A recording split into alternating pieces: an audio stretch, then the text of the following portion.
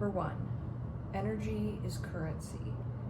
I spend it where it will be welcomed with open arms. This means people, experiences, projects.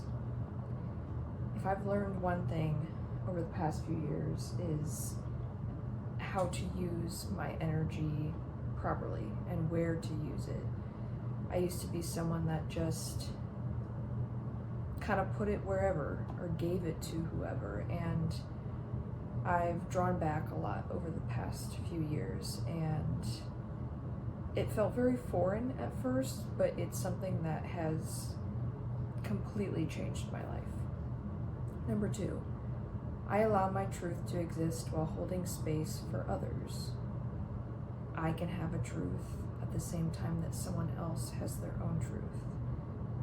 That doesn't make mine any less valid. Number 3, I trust myself.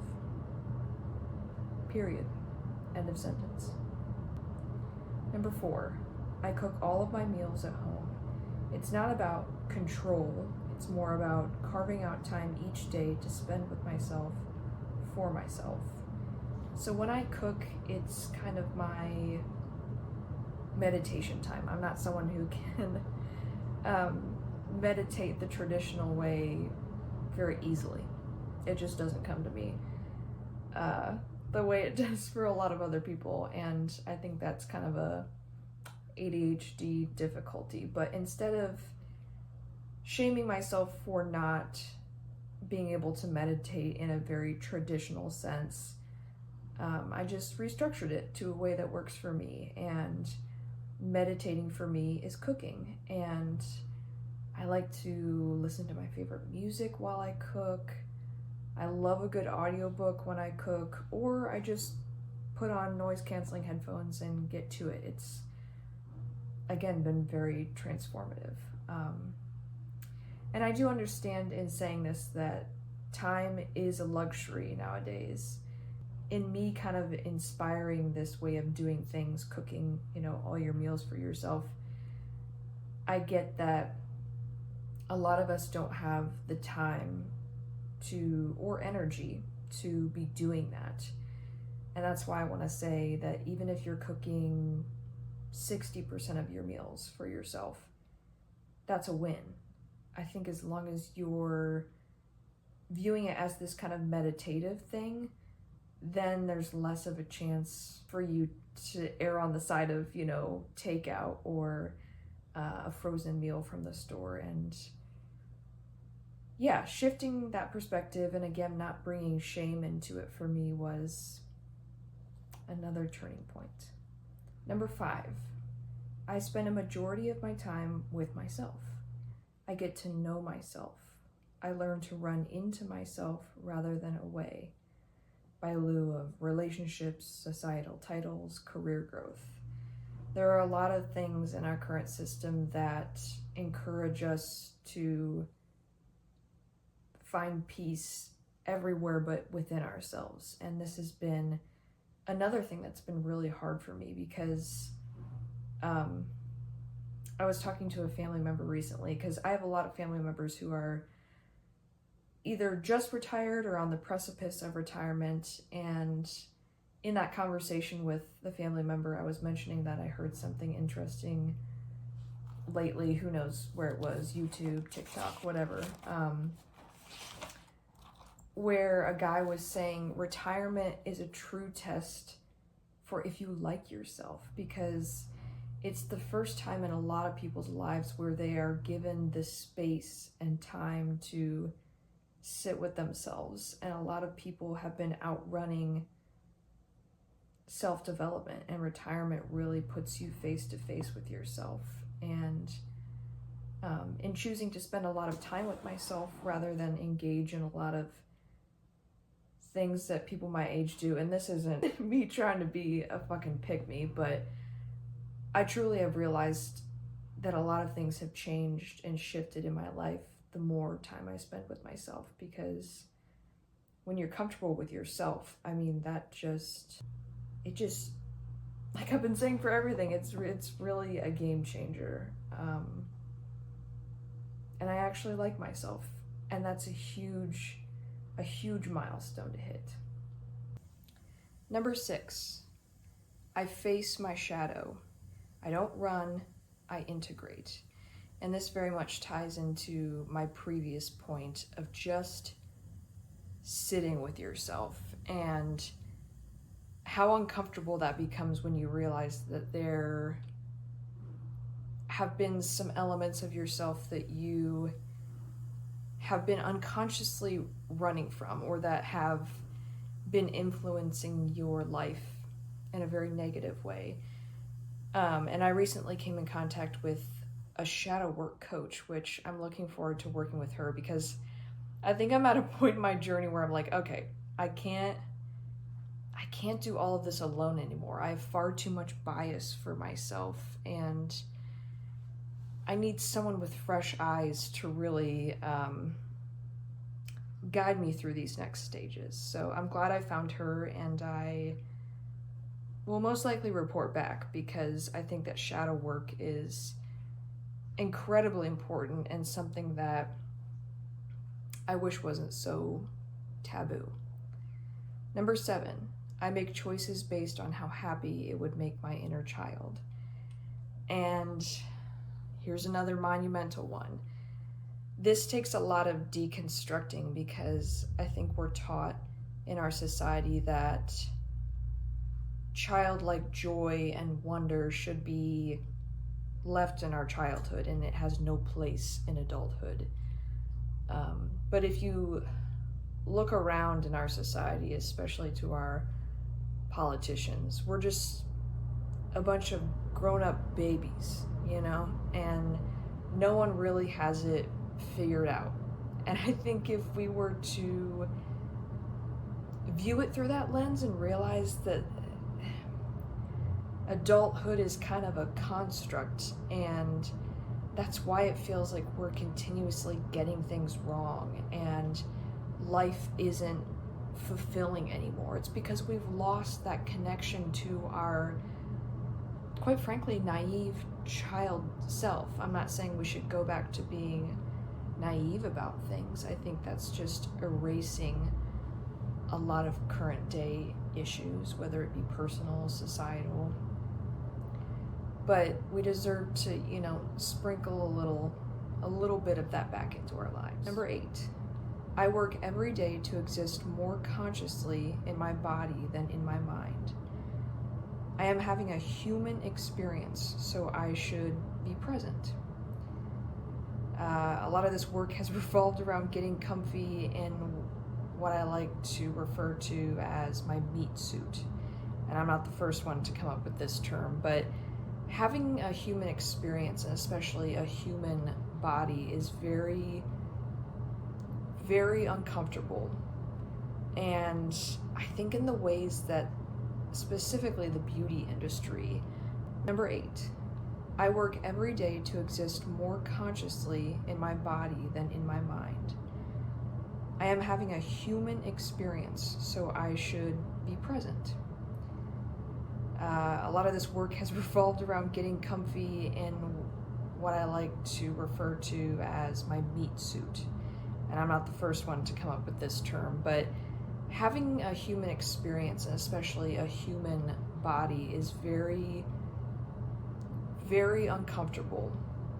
And I think in the ways that specifically the beauty industry has come to be, it revolves around the fact that everybody is having an uncomfortable experience in the body that their soul was given when they arrived on this planet. While I can, relate to that, and I still struggle with it every day. I mean, I'm not someone who is ever 100% comfortable in my body. In learning that this vessel was given to me and I'm kind of stuck with it, not to bring kind of a sour note to it, but really, this is what I was given, and I need to learn to work with it, to vibe with it. And the more I continue to run away, my body shows me, that I'm running away from it.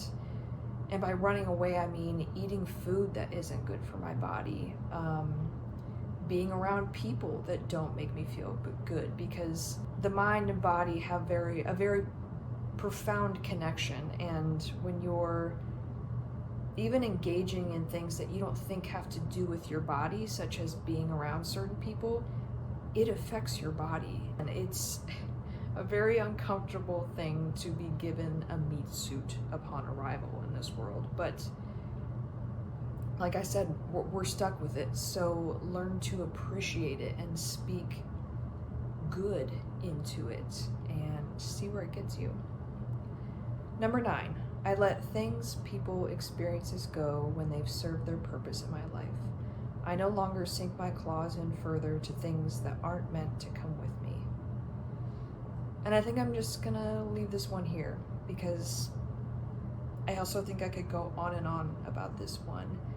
And I have spent a lot of time going on and on, but I think it's at the point, just like the piece of writing says, it's time for me to release. And that's not an easy process, but it's a way that I show myself I am devoted to myself and my well-being. Number 10, I choose to choose. I remain an active participant in my own life. Life happens for me and not to me. Number 11, I learned that hasty decision-making wrecks my nervous system. So basically, I no longer just jump into shit. Things can still excite me, but I don't always have to, how do I want to say this? Because like, it's worth following things that bring you joy and bring you excitement.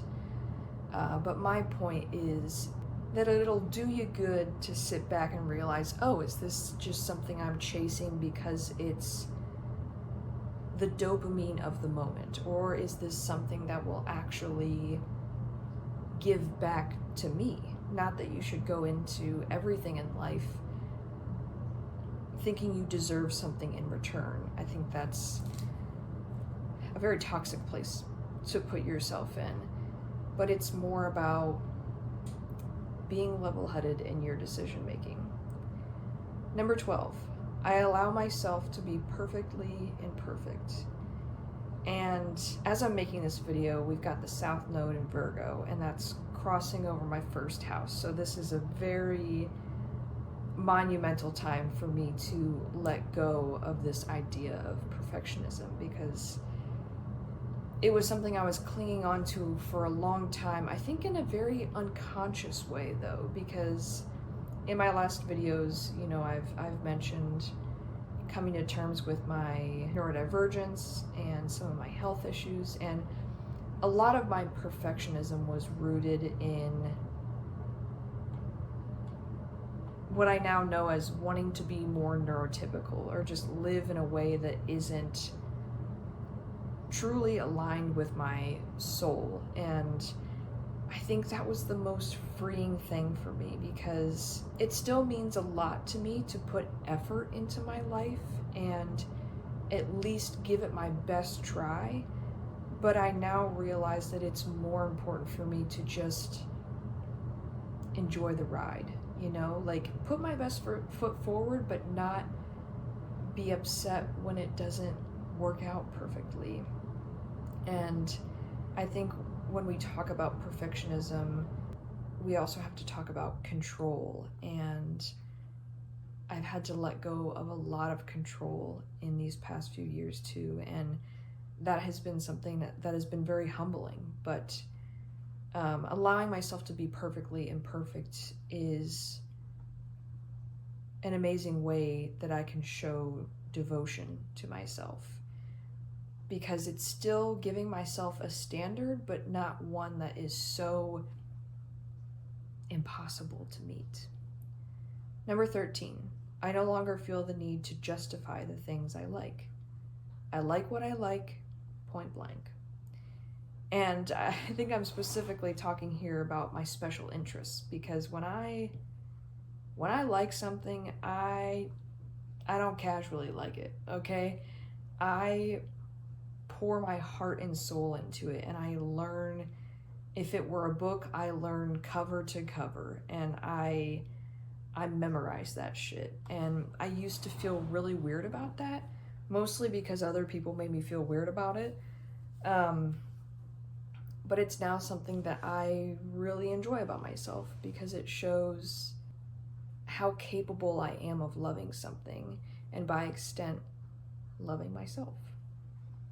Number 14, I don't deny myself the experience of feeling any and every emotion. I no longer shame myself for my anger, my sadness, or even my joy. Kind of weird to rope joy into that one, but I've had a lot of experiences in my life where I have been shamed by other people for expressing my joy. It's been something that has been used against me, which is pretty fucked, but as I now know, that's a very common experience with neurodivergent people. Because of our capacity to have things like special interests that evoke a lot of joy in us, other people see that as a threat to their own capacity to do so and feel that level of joy. Not a lot of people feel the level of joy and excitement about things, about life, that neurodivergent people do. And this is also something that I could make a whole video about, but in lieu of this video, I want to keep it as simple as that, because I don't deserve to go through life feeling like I can't experience certain emotions because they make other people uncomfortable. Anger is another pretty taboo emotion, and one that I've been approaching a lot lately, and it's one that I was scared of for a while. I was scared of my own anger, but if my therapist has taught me one thing, my anger it comes from a place of self-defense, but not in the way that we're kind of taught self-defense, meaning being defensive. My anger comes from just not being taken seriously, not being valued. And to expand upon that, I've been working on being those things for myself before putting somebody else's view on my worthiness before mine. And that's helped a lot with my anger too. But yeah, just restructuring. There's just a lot of unlearning when you figure out you're neurodivergent, and realizing that everything you do isn't wrong. No wonder a lot of us feel like we're just walking on eggshells our whole life, is because the way we do things diverge from the norm. As history has shown us, anything that diverges from the status quo is seen as a threat. So apparently neurodivergent people are threatening.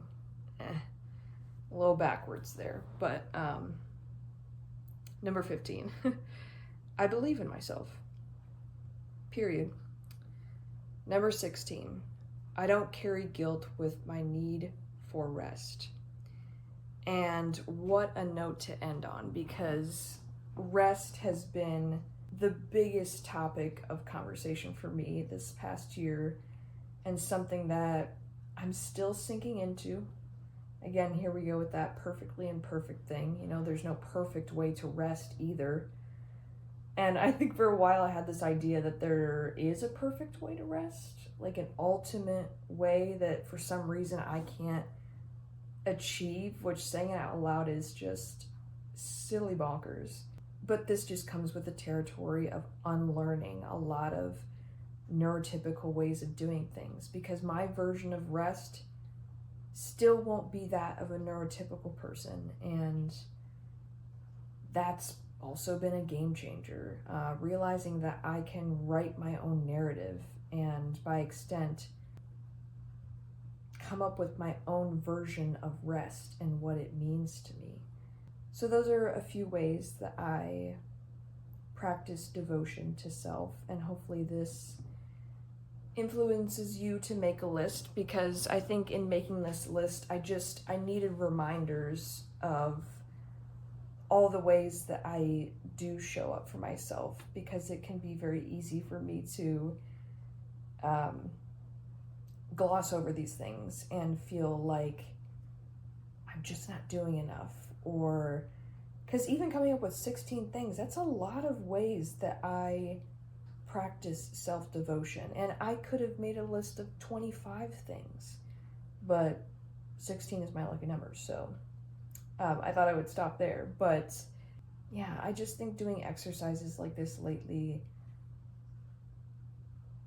has been like a good appetizer to my shadow work. And again, I feel like I want to make videos as I go through the process of doing this shadow work, because I think it'll kind of flesh out even these 16 things that I wrote, and even just expand upon this list. So yeah, I think that's where I'll end things for today. It feels good. It feels like there was a lot of release in this conversation.